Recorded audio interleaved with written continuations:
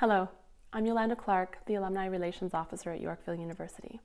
In this video, Master of Arts in Counseling Psychology program graduate Kara Pierson discusses her inspiration for registering in our MACP program and how her career focus changed over the years, with certain skills and interests emerging for her that prompted in her the desire to pivot and to seek out the education that is now allowing her to fully employ her skills and passions. You mentioned that you had this encounter with another individual who you were kind of coaching in one of your previous careers.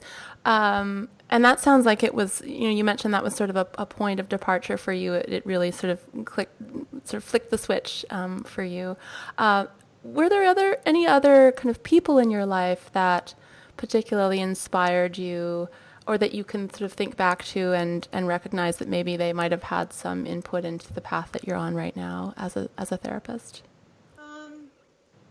That's a good question. I mean, I've always worked in the helping professions. As an educator, I was a probation officer. I mean, I've held different. And actually, Christina reminded me, because I did coaching certification. I didn't really use it formally.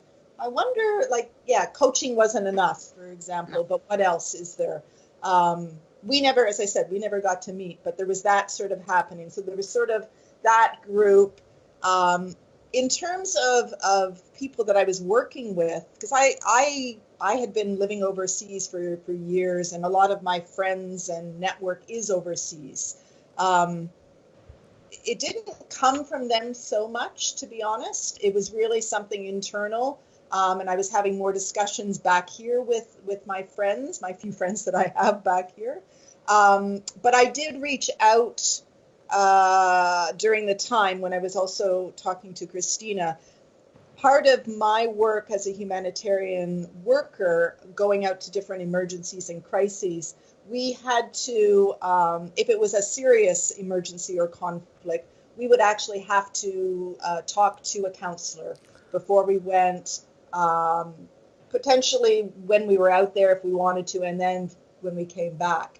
And the person I had spoken to, I'd been in Iraq most recently at the time, and I sort of reached out to him and said, this is what I'm thinking, and also the drive was also hoping to work with humanitarian aid workers, because it's a field that is really lacking in terms of organizational support to workers in terms of mental health and self-care and so forth. So I saw it as a big gap. That was also so it's not a person per se, but it was sort of what I was in that I was noticing I really wanted to address or help address.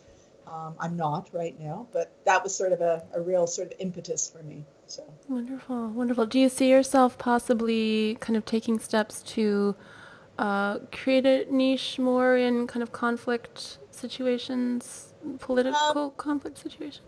Well, not so much that. I mean, part of the reason I shifted careers is that I was tired of the traveling too, and being in harm's way at times, obviously. But obviously working with organizations or individuals, either face-to-face or online, offering online services. I need to do a bit more sort of marketing in that area, I think, because where I'm situated, there aren't any humanitarian aid workers, obviously. Right. So, right. Yeah.